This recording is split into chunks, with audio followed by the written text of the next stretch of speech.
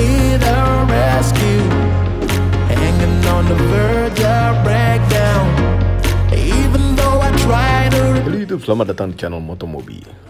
Used car review untuk panduan Anda membeli mobil bekas atau untuk Anda yang suka melihat kemewahan dari suatu mobil, karena ini adalah Mercedes-Benz CLS 350 generasi kedua. Sedikit sejarah mengenai Mercedes-Benz CLS Class. Ide awalnya adalah ingin membuat suatu sedan fastback 4 pintu yang berbasiskan dari platform E-Class untuk mengisi celah antara E-Class dan S-Class. Pesaing Mercedes-Benz CLS Class ini adalah Maserati Ghibli, Audi A7 Sportback, BMW 6 Series, Grand Coupe, dan Porsche Panamera. Karena Mercedes-Benz panas, maka dibuatlah Mercy yang aneh ini. Tepatnya adalah terobosan baru dari Mercedes-Benz CLS Class. Dan generasi pertama mulai dirancang pada tahun 2001 dan pertama kali muncul di hadapan publik sebagai mobil konsep adalah di Frankfurt International Motor Show tahun 2003 dengan nama Vision CLS Concept. Akhirnya versi produksi massalnya diluncurkan di New York International Auto Show pada tahun 2004. Generasi pertama ini diberi kode C219 dan menggunakan platform yang sama dengan Mercedes-Benz E-Class W211 W211. Pada generasi pertama ini hanya ada satu varian, yaitu 4 pintu dan 4 tempat duduk. Tidak ada versi all-wheel drive-nya atau 4MATIC di Mercedes-Benz. Ini hanya ada rear wheel drive. Generasi kedua CLS Class diluncurkan pada Paris Motor Show tahun 2010. Pada generasi kedua ini bentuk bodinya ada 2 varian, yaitu ada yang sedan 4 pintu dengan kode C218 dan Estate 5 pintu, atau secara resmi disebut dengan Shooting Brake dengan kode X218. Di generasi ini selain rear wheel drive ada juga penggerak yang all wheel drive 4MATIC. Generasi kedua ini mengalami 1 kali facelift di tahun 2014. Kemudian pada tahun 2018 diluncurkan generasi ketiga CLS Class. Generasi ketiga ini hanya ada varian sedan 4 pintu saja dengan kode C257. Tidak ada yang estate-nya atau mereka sebut dengan Shooting Brake. Jadi kembali ke kodrat awal suatu CLS, atau mungkin belum kepikiran aja dibuat yang Shooting Brake. Namun di generasi ketiga ini 5-seater bukan 4-seater lagi. Berbeda dengan generasi-generasi sebelumnya yang dianggap 4-seater 2+2. Tetap ada rear wheel drive dan 4MATIC. Apabila Anda suka dengan generasi ketiga ini, silahkan datangi dealer Mercedes-Benz terdekat, karena generasi ketiga ini masih dijual sampai sekarang. Seperti biasa, kami akan menghadirkan spesialis mobil bekas, yaitu Mamang ini, Mamang Ichan. Namun sebelum Anda ketemu Mamang Ichan, mohon hentikan sementara video ini dan tekan tombol jempol ke atas. Subscribe channel Motomobi apabila belum. Sekalian tekan tombol loncengnya. Dan cek itu, ada channel Mamang itu, Aspek Auto, agar kami semua bahagia. Oke, lanjut. Mamang Ichan, CLS generasi kedua. Mercedes itu kadang-kadang ngeluarin model yang aneh-aneh gitu ya. Seperti CLC di tahun 2008, C-Class, Sport, Coupe, 2 Doors, atau Shooting Brake, menembak rem.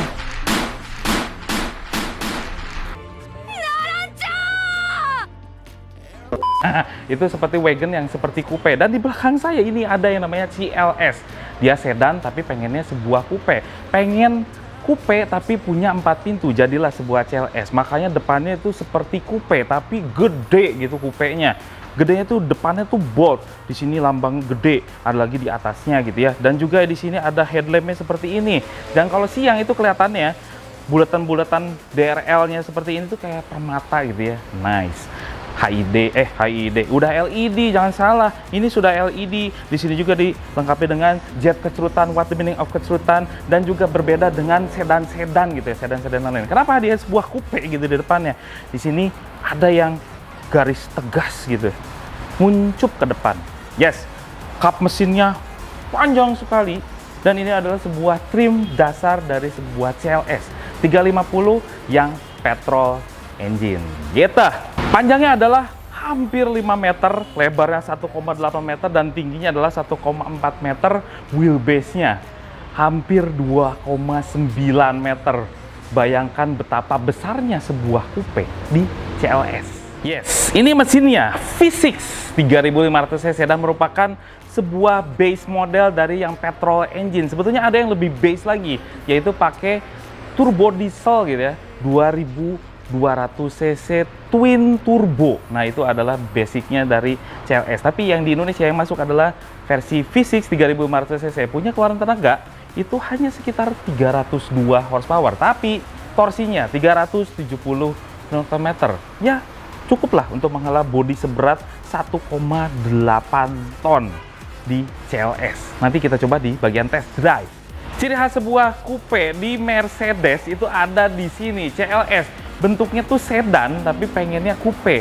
Dari sloping roof yang ke belakangnya itu semakin merendah. Tapi Mercy itu nggak mau repot-repot gitu ya dengan 2 pintu doang, tapi dia ditambahin 4 pintu. Alhasil jadinya panjang. Dia basicnya adalah sebuah E-Class W212, tapi karena sloping roofnya, karena pengen seperti ini aja, jadi bodinya tuh lebih panjang daripada yang E-Class biasanya.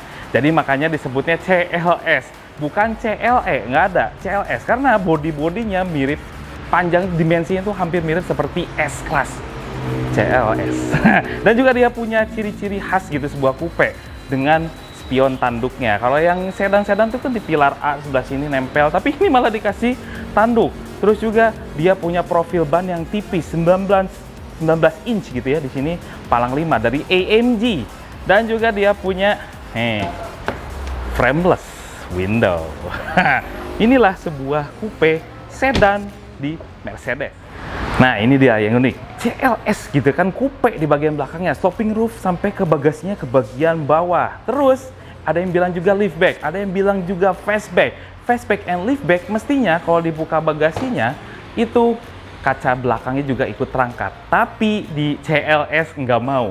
Ya nggak tahu, jadi terserah mau bilang sedan kayak mau bilang coupe kayak serah. Hanya Mercy yang punya seperti ini. Dan juga ini lampu belakangnya diambil ke CLA yang zaman now gitu ya. Ini persis banget lampunya seperti itu yang CLA, tapi dia itu kan basisnya dari A-Class, tapi yang ini kan basicnya dari E-Class jadi CLS. Terus di bawah-bawahnya juga ini menyerupai seperti coupe. Coupenya tuh yang gede banget, bongsor.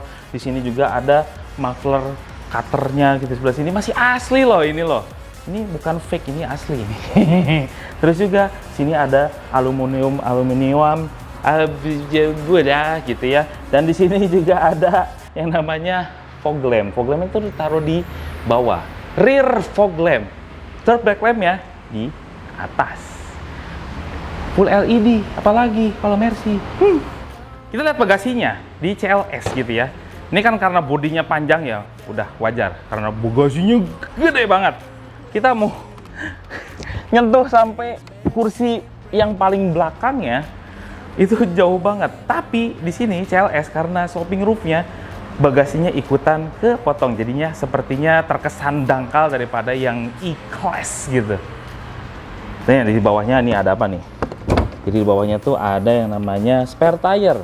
Spare tire-nya masih pakai full size. Yes. Sini ada dongkrak-dongkraknya tuh lengkap-lengkap gitu. Terus di sini kalau masukin Tough Golf kayaknya masih bisa masuk ser-serak gitu aja gitu ya, nggak dimiringin di sini enggak, tapi bisa langsung masuk situ karena ini panjang banget masuk ke dalam. Udah electric tailgate, automatic. Tapi kencang banget nih kalau kejepit. Au.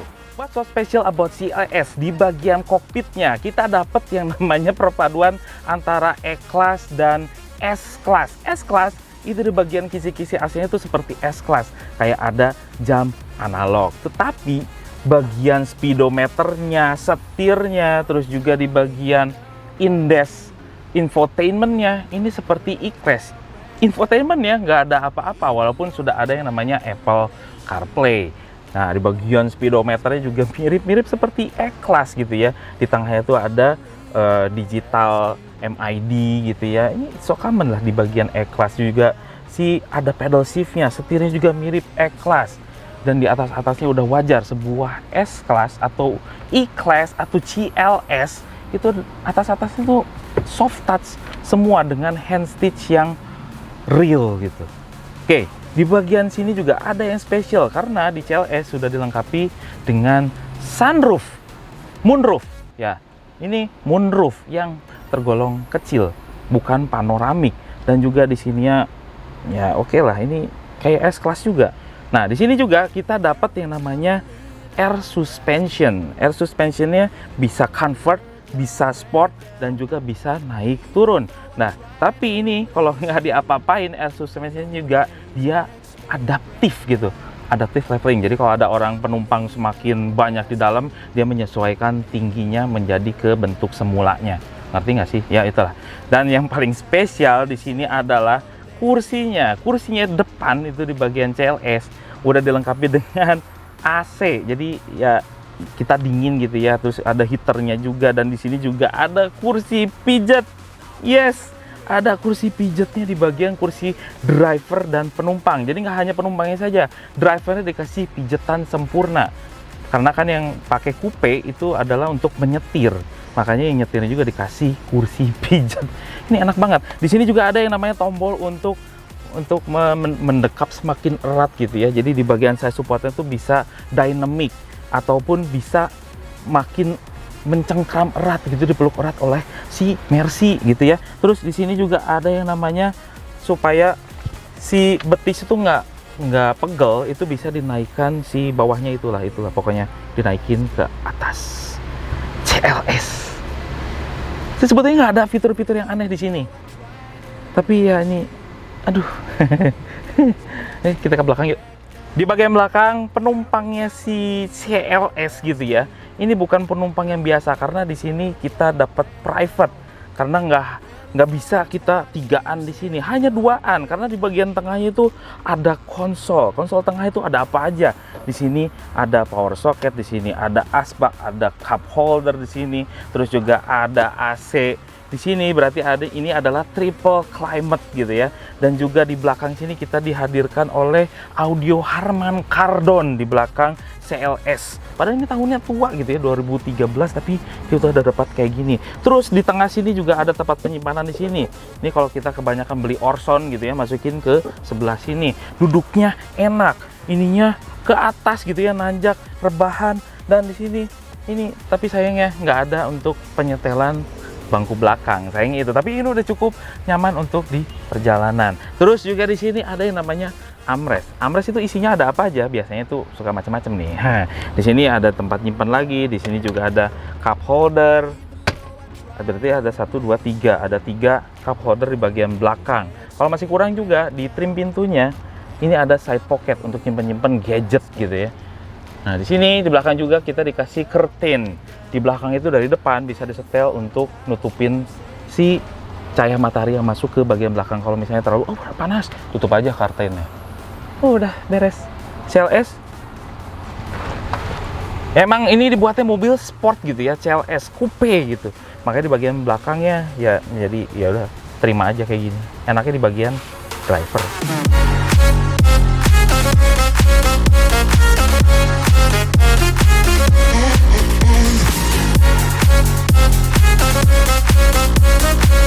Yes, Mercedes CLS. Dan rasanya bagaimana sih nyetir sebuah sedan yang formatnya kayak coupe, atapnya rendah, dan juga kaca depannya tuh landai.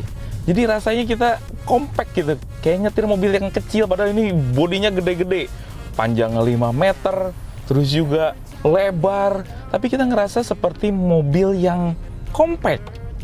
Ini, aduh, enak banget memang pakai Mercedes CLS. Tapi kalau kita lagi nyetir gitu ya, lagi parkir, kita baru ngerasa, oh ini mobilnya gede. Visibilitas ke depan, it's okay lah, lebar, pilar A-nya kecil. Tapi ini yang di pinggir, ini kelihatannya kayak yang kecil gitu kacanya. Kacanya tuh kecil, tapi lihat spionnya gede banget. Jadi ngerasanya ini mobil compact, tapi dipakein pakai kuping yang rebing gitu, yang gede kayak gini. Aneh. Suspensinya di CLS ini gitu ya, dia udah adaptive leveling, air suspension, dan rasanya untuk sebuah air suspension ini dibandingkan Mercy yang lain gitu ya, memang agak sedikit stiff, lebih keras daripada yang biasanya. Ini udah di mode comfort tapi masih tetap sedikit kaku gitu untuk sebuah Mercy. Ya oke lah, ini adalah sebuah sedan coupe yang memang dipakainya untuk driving experience yang lebih baik daripada sedan yang biasanya. Kita coba di mode sportnya. Nah kan bener kan, bantingannya lebih keras daripada yang comfort. Tapi enak ya. Tapi kok lebih enak ini ya? Ya nggak berbeda jauh lah sama convertnya dengan sport itu nggak berbeda jauh. Untuk sebuah Mercy ini masih tetap nyaman. Mesinnya dipakai dia pakai M276 V6 3500 cc dan punya keluaran tenaga 302 horsepower dan torsinya adalah 370 Nm rasanya. Nanti bentar. Itu belum seberapa. Kita coba lagi ya. Sekarang kita pakai pedal shift dan suspensi sport.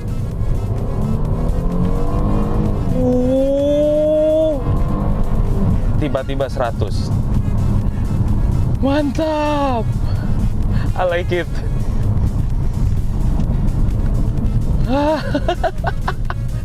Sedan gede pakai ngebut-ngebut gile.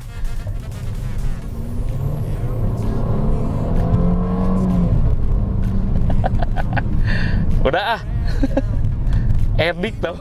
Kedalaman kabinnya untuk sebuah CLS ini menurut saya gitu ya, karena saya sudah pakai E-Class yang W212, pakai S350, tapi ini traffic noise-nya, ini motor standar di sebelah, ini masih masuk. Aneh kenapa ya? Apa kuping saya yang salah? Ini masih masuk, tapi memang tidak seberisik mobil-mobil yang kastanya tuh di bawah ini. Ini tapi masih tetap masuk. Apakah karena frameless-nya? I don't know. Tapi ini masih tetap masuk traffic noise-nya. Kiri kanan gitu ya. Tapi suara mesin oke, nggak masuk. Terus juga suara inner liner-nya dari gesekan ban dengan aspal itu masih sedikit aja kedengeran. Tapi ini traffic noise-nya kok kedengeran ya? Jadi CLS ini dibuat gitu ya sama Mercy. Tapi memang racikannya seperti itu. Jadi untuk memenuhi si keseportiannya E-Class, nyamannya S-Class, jadi berada di tengah. Racikan-racikannya itu seperti itu. Tapi handlingnya keren. Yes, ini adalah sebuah CLS. Ya udah nggak perlu dipungkiri lagi lah, sebuah sedan Mercy, terus juga punya desain yang anti mainstream, nggak dipunyai yang lain. Coupe, sedan, whatever you say, hanya di CLS yang ada. Terus juga dia punya fitur-fitur yang memanjakan drivernya ya saya bilang. Karena apa? Memang untuk diciptakan sedan gede, diciptakan untuk drivernya udah dikasih kursi pijit, jadi kita nggak usah ke tempat pijit. Keluar dari sini itu pasti seger lagi. Terus juga ada Harman Kardon, terus juga dengan pengendalian yang keren di sebuah CLS gitu ya, sedan gede tapi enak dikendarai. Tapi ada beberapa minus. Some people says gitu ya, kalau untuk di CLS dia punya harga pemeliharaan yang lebih tinggi daripada E-Class. Oke, wajar karena sesuai dengan kelasnya. Terus juga dia punya pengendalian yang oke, tapi suspensinya lebih stiff walaupun dia udah pakai air suspension. Terus juga dia punya harga. Harganya tanya aja ke Auto High, karena mobil ini kita lihat ada di Auto High sedang dijual. Oke, tanya aja ke situ. Terus kalau pajaknya gitu ya, pajaknya bisa dibilang kasih tau nggak ya? 19 juta, oke lah, murah gitu ya. Untuk sekelas mobil yang beli kayak gini murah, 19 juta. Saya nggak. belum.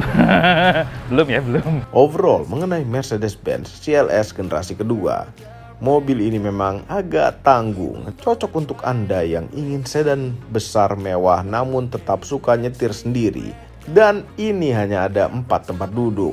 Apabila Anda butuh 5 tempat duduk atau kepraktisan, ya pilih yang A-Class saja. Nggak usah pakai CLS gaya-gayaan. Dan apabila uang Anda lebih banyak lagi, lebih baik pilih S-Class. Tapi emang nyetir sendiri disangka supir kalau S-Class. Apabila Anda sering jalan-jalan berduaan dengan pacar saja, atau dengan istri, atau dengan pacar juga, lebih baik pakai SLK saja. Karena jok belakang di CLS ini jadi mubazir. Semua ini adalah opini pribadi saya dan mamang-mamang itu. Kami tim otomobil tidak dibayar oleh siapapun dan apapun yang terlihat pada video ini. Jangan lupa tekan tombol jempol ke atas dan subscribe channel Motomobi, Omobi, dan Mesmobi apabila belum berikut dengan tombol loncengnya. Share video ini ke seluruh dunia melalui sosial media Anda dan jangan lupa follow sosial media kami yaitu Instagram. Terima kasih telah menonton.